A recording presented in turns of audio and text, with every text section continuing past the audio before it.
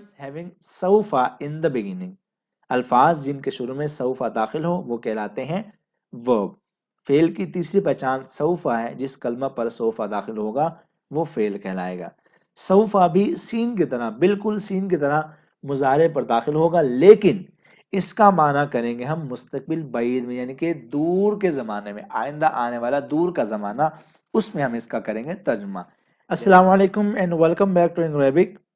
ہمارا آج Arabic grammar series کا لیکچر نمبر 5 ہے، جس میں ہم نے سائنس آف ورب ہم سیکھیں گے. علامات الفعل یعنی کہ ایسی کون سی نشانیاں ہیں، علامات ہیں، سائنز ہیں، جن کے ذریعے ہم کسی بھی سینٹنس میں استعمال کیے ہوئے فعل کو یعنی کہ ورب کو آسانی سے پہچان سکیں.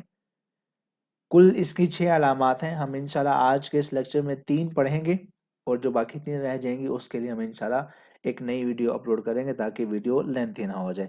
تو پارٹ نمبر 1 ہے ہمارا آج. اس پارٹ نمبر 1 میں ہم نے پہلی 3 علامات پڑھنی ہیں فعل کی پہچان کی، کہ وہ کون سی نشانیاں ہیں جن کے ذریعے ہم فعل کی نشاندہی کر سکتے ہیں. اگر آپ کو اس لیسن کی پی ڈی ایف چاہیے تاکہ آپ اس کے بعد میں آسانی سے ریویژن کر سکیں، تو اس کا لنک ڈسکرپشن میں گیون ہے، اور پہلے کمنٹ میں بھی وہ لنک گیون ہے. آپ وہاں سے اس لیسن کی آسانی سے بالکل free of cost P D F حاصل کر سکتے ہیں. اگر ابھی تک آپ نے اس چینل کو سبسکرائب نہیں کیا ہے تو اس کو سبسکرائب لازمی کر لیں، اور بیل آئیکن بھی پریس کر دیں تاکہ ہم جب بھی کوئی نئی ویڈیو اپلوڈ کریں تو آپ تک وہ پہلے پہنچ جائے. اب شروع کرتے ہیں لیسن. سائنس آف ورب یعنی کہ علامات الفعل ایسی کون سی نشانیاں ہیں جس کے ذریعے ہم فعل کی پہچان کر سکتے ہیں. فعل کو پہچاننے کے لیے ہمارے پاس کل 6 علامات ہیں، 6 نشانیاں ہیں، ٹھیک ہے. There are 6 signs using which we can easily find a verb in any sentence. ٹھیک ہے. پہلی نشانی کیا ہے؟ قد، لفظ قد، ٹھیک ہے. words having قد in the beginning. ٹھیک ہے. ایسے الفاظ جن کے شروع میں قد داخل ہو یا جن کے شروع میں قد لگا ہوا ہو. دوسری نشانی کیا ہے کہ words having seen in the beginning. ایسے الفاظ جن کے شروع میں سین داخل ہو. تیسری نشانی کیا ہے؟ words having سوفا in the beginning. ایسے الفاظ جن کے شروع میں سوفا لکھا ہوا ہو.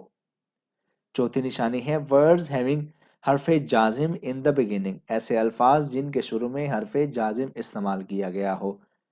پانچویں نشانی یہ ہے کہ words having ضمیر مرفوع متصل. ٹھیک ہے. ایسے الفاظ جن کے ساتھ ضمیر مرفوع متصل ہو. اور جو چھٹی نشانی ہے اور آخری نشانی ہے وہ ہے words having تا ساکن at the end. ایسے الفاظ جن کے آخر میں تا ساکن لگائی گئی ہو وہ الفاظ کہلاتے ہیں فعل. ٹھیک ہے.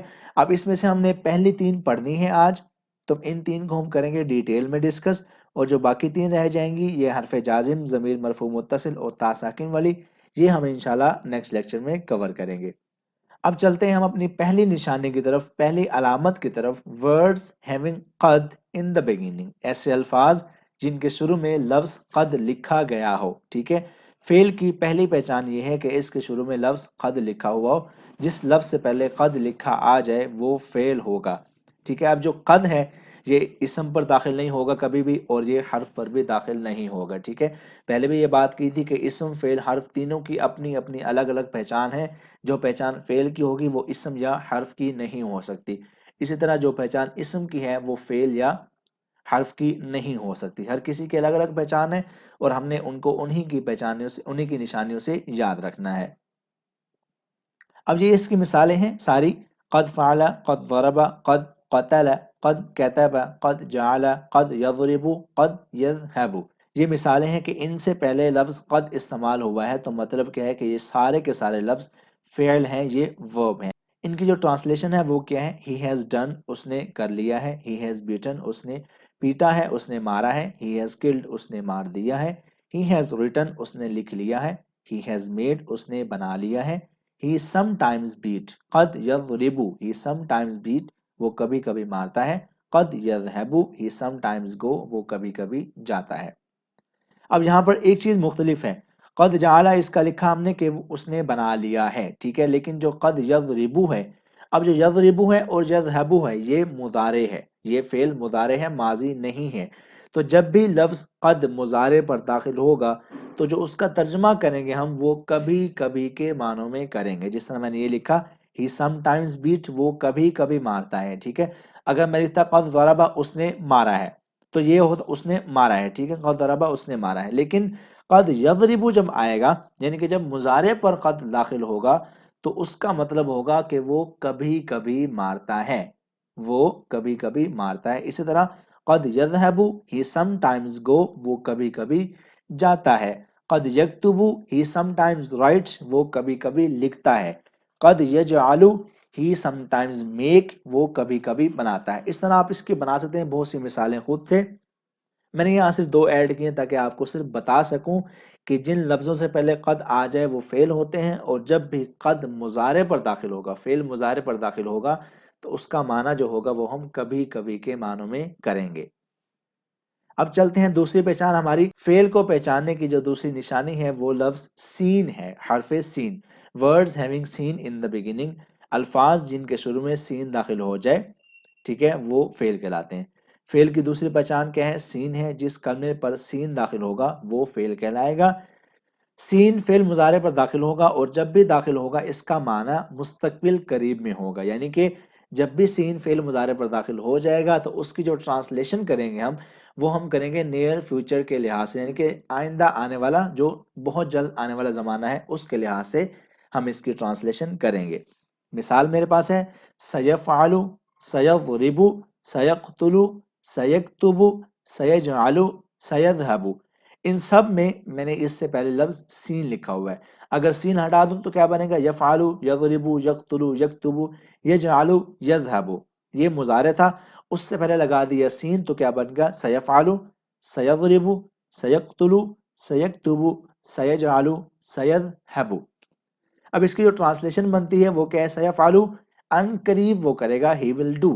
سیضرب he will beat, ان قریب وہ مارے گا. سیقتل وہ ان قریب قتل کرے گا.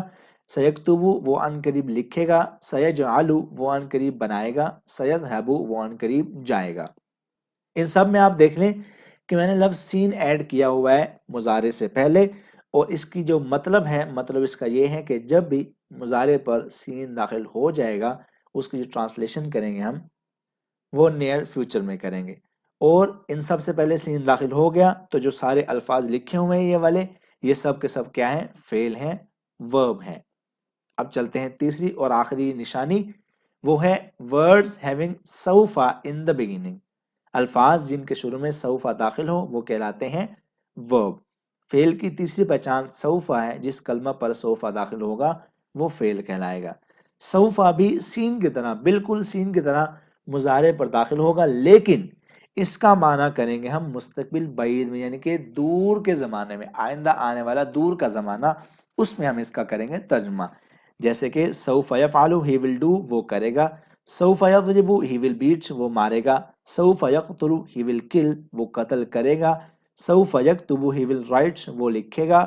سوف یجعل he will make, وہ بنائے گا. سوف یذهب he will go, وہ جائے گا. اب ان سب میں جو میں نے لکھا ہے, یہ لکھا ہے وہ کرے گا, وہ مارے گا, وہ قتل کرے گا, وہ لکھے گا, وہ بنائے گا, وہ جائے گا, یہ آئندہ آنے والے دور کے زمانے کے لیے استعمال کیا جائے گا.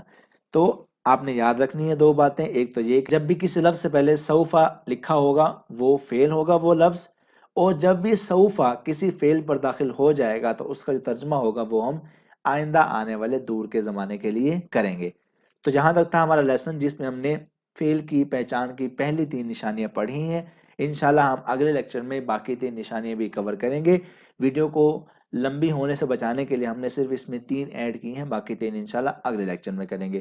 ویڈیو اچھی لگی ہو تو اس کو لائک کیجئے, شیئر کیجئے, کامنٹ کیجئے اور ہمارا چینل سبسکرائب لازمی کر دیں. آپ سے ملیں گے اگلی ویڈیو میں. اپنا بہت سارا خیال رکھیے گا. اللہ حافظ.